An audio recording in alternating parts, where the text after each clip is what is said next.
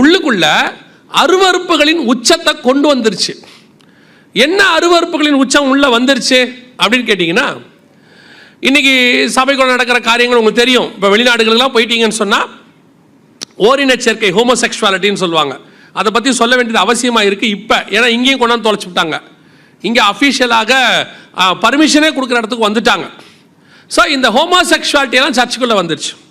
உள்ளுக்குள்ளே வந்து ஆணுக்கு ஆணுக்கு கல்யாணம், பெண்ணுக்கு பெண்ணுக்கு கல்யாணம், நாய்க்கு பூனைக்கும் கல்யாணம், பூனைக்கு நாய்க்கும் கல்யாணம் எல்லாம் பண்ணி வைக்கிறான் சர்ச்சுக்குள்ளே. வெளிநாடுகளில் எல்லா இடத்துலையும் இது நடக்குது. இது கர்த்தர் அருவருக்கிற அருவருப்பு. அதாவது ஆண்டவர் சொல்கிறாரு, இழிவான இச்சை ரோகங்களுக்கு அவர்களை ஒப்பு கொடுத்தாருன்னு இருக்கு. சோதோமில் நடைபெற்றதான பாவம் இது சபைக்குள்ளே வரக்கூடாது. ஆனால் இன்னைக்கு என்னன்னு பார்த்தீங்கன்னா 90% சபைகள் வெளிநாடுகளில் கூட, இந்தியாவில் கூட நிறைய சபைகள் அதை அக்செப்ட் பண்ணுற இடத்துல இருக்கு. என்ன பண்ணுறது, என்ன அது எப்படியே தப்பு. கர்த்தர் அவர்களையும் நேசிக்கிறார். இப்போ சொல்கிறேன், கர்த்தர் பாவியை தான் நேசிக்கிறாரு, பாவத்தை நேசிக்கல. புரியுதா? இப்போ உங்களுக்கு அந்த ஒரு லைன் அவங்க ஒரு டிஃபரன்ஸ் வச்சிருக்கிறாங்க, அதை மட்டும் புரிஞ்சுக்கோங்க. எல்ஜிபிடின்னு சொல்கிறாங்கல்ல, அதுக்கு என்ன காரணம்னு கேட்டிங்கன்னா, அந்த டிரான்ஸ்ஜென்ரேஷன் எல்லாம் சொல்லுவாங்க, இந்த லெஸ்பியன் இப்படிலாம் சொல்லுவாங்க. இதில் வந்து திருநங்கைகள்னு ஒன்று சொல்கிறாங்க.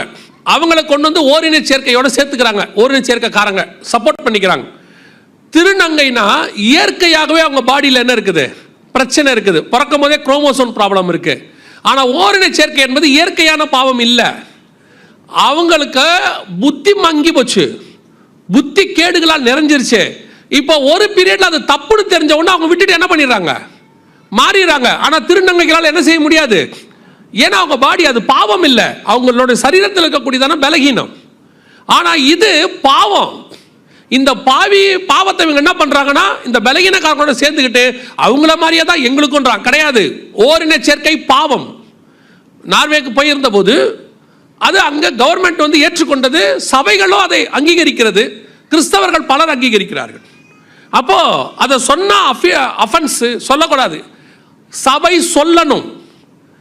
அது கவர்மெண்ட் ரூல் என்ன வேணா இருந்துட்டு போட்டோம். பைபிள் ஒரு பாவத்தை பாவம்னு சொல்றது, அது பாவம் தான். யோசித்து கொள்ளுங்க, சோதோம்குள்ள அந்த பாவம் இருக்கு, நம்ம எல்லாருக்கும் தெரியும். அத்தனை பேரும் அது சரிங்கிறான். லோத்து